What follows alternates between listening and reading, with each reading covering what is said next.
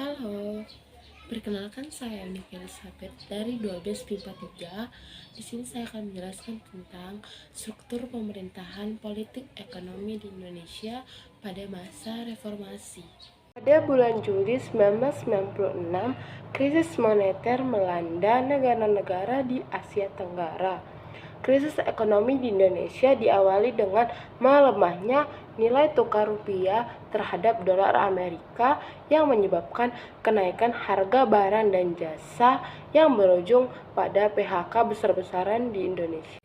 Selain itu juga terjadi krisis hukum. Hukum dijadikan sebagai alat pembenaran oleh para penguasa. Krisis hukum pada masa Orde Baru juga tercermin dari berbagai praktik pelanggaran HAM. Di antaranya seperti pemberlakuan operasi militer di Aceh, penumpasan organisasi merdeka di Papua, penculikan mahasiswa aktivis reformasi, dan masih banyak lagi. Selanjutnya yaitu krisis politik. Krisis politik disebabkan oleh praktik politik yang tidak dilandasi oleh demokrasi dan lebih cenderung otoriter. Apalagi pada sidang umum MPR tahun 1998, Soeharto kembali terpilih menjadi Presiden Republik Indonesia untuk ketujuh kalinya. Padahal banyak suara rakyat yang tidak menginginkan pencalonan kembali Presiden Soeharto. Namun MPR tidak mengindahkan suara-suara tersebut. Ditambah lagi, pada masa Orde Baru, pemerintahan sangat represif, yaitu adanya tekanan yang kuat dari pemerintah terhadap pihak oposisi atau orang-orang yang berpikiran kritis. Krisis moneter semakin tidak bisa dikendalikan, ditambah lagi krisis hukum yang semakin parah yang pada akhirnya melahirkan gerakan mahasiswa menuntut reformasi. Tuntutan dari mahasiswa reformasi yaitu bubarkan Golkar dan Orde Baru, hapuskan dui fungsi ABRI, hapuskan KKN, tegakkan supremasi hukum, HAM, dan demokrasi. Pada 13 Mei tahun 1998, massa di luar kampus Trisakti semakin tidak terkendali, dan mereka mulai merusak fasilitas umum, membakar kendaraan dan motor. Salah satu sasaran dari pelaku kerusuhan adalah aset masyarakat milik Tionghoa. Dan lebih sadisnya lagi, terjadi kasus pelecehan seksual, pemerkosaan, pembunuhan terhadap ratusan wanita keturunan Tionghoa. Dalam keadaan yang tidak terkendali, sejak tertembaknya mahasiswa Trisakti dan terjadinya kerusuhan besar di Indonesia, pada Senin 18 Mei 1998, mahasiswa menduduki gedung DPR MPR untuk menuntut yang pertama, pengusutan kasus penembakan mahasiswa Trisakti. Yang kedua, penolakan terhadap penunjukan kembali Soeharto. Yang ketiga, pembentukan pemerintahan baru. Yang keempat, selanjutnya kita akan membahas tentang jatuhnya pemerintahan Orde Baru. Pada 18 Mei 1998, Ketua DPR atau MPR dan juga Ketua Golkar yang bernama Harmoko mengeluarkan pernyataan agar Presiden Soeharto turun dari jabatannya. Pada tanggal 19 Mei 1998, Ketua DPR dan seluruh pimpinan fraksi mengadakan rapat yang menghasilkan keputusan agar Presiden Soeharto mengundurkan diri secara konstitusional. Pada 20 Mei 1998, ribuan mahasiswa semakin berdatangan ke gedung DPR MPR. Mereka terus mendesak agar Soeharto mengundurkan diri dari jabatannya. Puncaknya pada 21 Mei 1998, dalam sebuah pidato di ruang Jepara di Istana Merdeka pada pukul 9 waktu Indonesia Barat, Presiden Soeharto pun membacakan pidato untuk mengundurkan diri dari jabatannya sebagai Presiden Indonesia dan kemudian menunjuk B.J. Habibie untuk menggantikannya. Selanjutnya yaitu masa awal pemerintahan B.J. Habibie.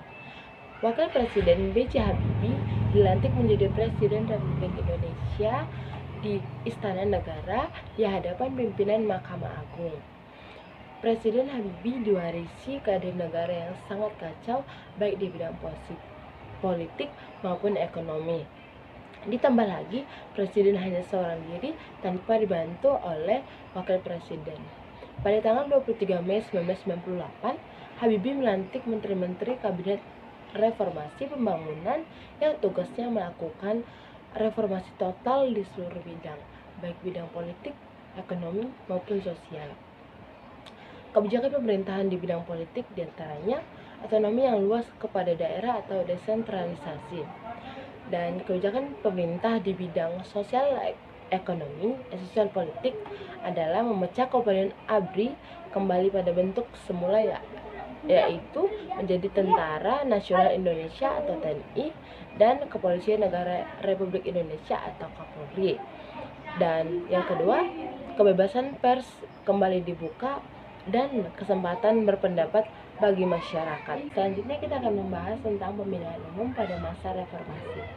Pemilu pada tahun 1999 merupakan pemilu pertama yang dilakukan pada era reformasi. Pemilu 1999 merupakan tonggak kebangkitan demokrasi di Indonesia. Pemilu 1999 dilakukan untuk memilih anggota DPR, DPRD provinsi, DPRD kabupaten atau kota. Dan hasil pemilu pada tahun 1999 yang dilaksanakan pada 7 Juli 1999 memperoleh hasil yaitu Partai PDI Perjuangan memperoleh hasil 33,7% suara, Golkar memperoleh 22,3%, PKB memperoleh 12,6%, P3 memperoleh 10,7%, PAN memperoleh 7,2%. Nah, untuk hasil sidang MPR pada 1-21 Oktober 1999 menetapkan Amin Rais sebagai Ketua MPR dan Akbar Tanjung sebagai Ketua DPR.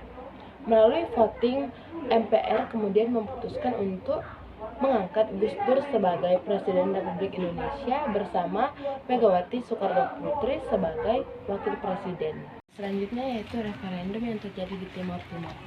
Apa itu referendum? Referendum adalah jajak pendapat atau suatu proses pemungutan suara untuk mengambil sebuah keputusan, terutama keputusan politik yang memengaruhi suatu negara secara keseluruhan. Pada tanggal 27 Januari tahun 1999, Habibie meminta Sekjen PBB yaitu Kofi Annan menjembatani perundingan antara Indonesia dengan Portugal dalam menangani masalah Timur Timur. Pemerintah mengumumkan dua tawaran opsi bagi penyelesaian masalah Timur Timur. Yang pertama, menerima otonomi khusus untuk Timur Timur di dalam NKRI. Yang kedua, menolak tawaran khusus tersebut lalu memisahkan diri dari Indonesia.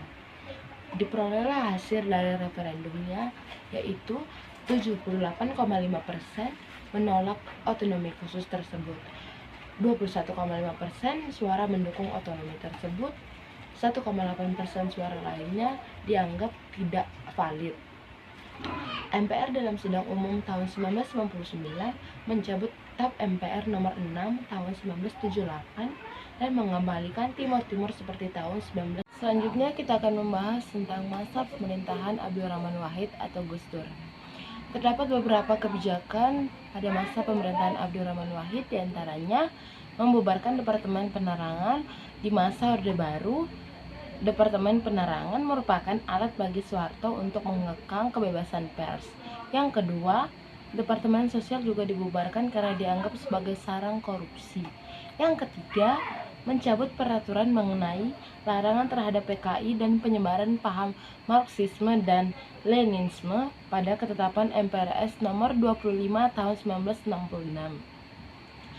Yang keempat, masyarakat Tionghoa diperbolehkan untuk beribadah dan merayakan Tahun Baru Imlek.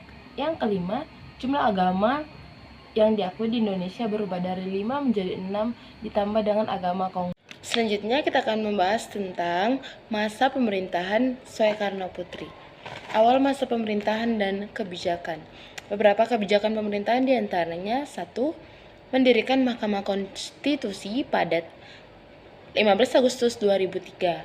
Yang kedua, mendirikan Komisi Pemberantas Korupsi atau KPK pada 2003. Yang ketiga, mengeluarkan undang-undang untuk memantapkan situasi dan kondisi politik dalam negeri, yaitu diantaranya 1.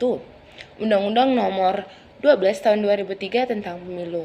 Yang kedua, Undang-Undang Nomor 22 Tahun 2003 tentang susunan dan kedudukan DPR, MPR, DPD, dan DPRD. Yang ketiga, UU Nomor 23 Tahun 2003 tentang pemilihan presiden dan wakil presiden. Masa awal pemerintahan Presiden Susilo Bambang Yudhoyono. Kebijakan pemerintahan yang pertama, fokus kebijakan Susilo Bambang Yudhoyono Yusuf Kala pada 2006 berhasil terpenuhi dengan melunasi utang-utang negara terhadap IMF. Yang kedua, program bantuan langsung tunai serta ditambah lagi dengan konversi minyak tanah ke tabung gas 3 kilo. Yang ketiga, program BOS, bantuan operasional sekolah dan peningkatan anggaran bagi pendidikan dengan APBN sebanyak 20%. Terakhir yaitu perkembangan ilmu pengetahuan dan teknologi di Indonesia atau IPTEK. Perkembangan sebuah bangsa sangat dipengaruhi oleh perkembangan ilmu pengetahuan dan teknologi di negara tersebut. Pemerintah Indonesia telah berupaya mengembangkan ilmu pengetahuan dan teknologi yang sesuai bagi pembangunan bangsa dan negara Indonesia. Hal tersebut terlihat dari kebijakan yang dikeluarkan oleh pemerintah dalam mengembangkan ilmu pengetahuan melalui pendidikan, lembaga-lembaga penelitian dan pendidikan yang dilakukan oleh pemerintah maupun swasta. Sekian presentasi dari saya akhiri. Terima kasih.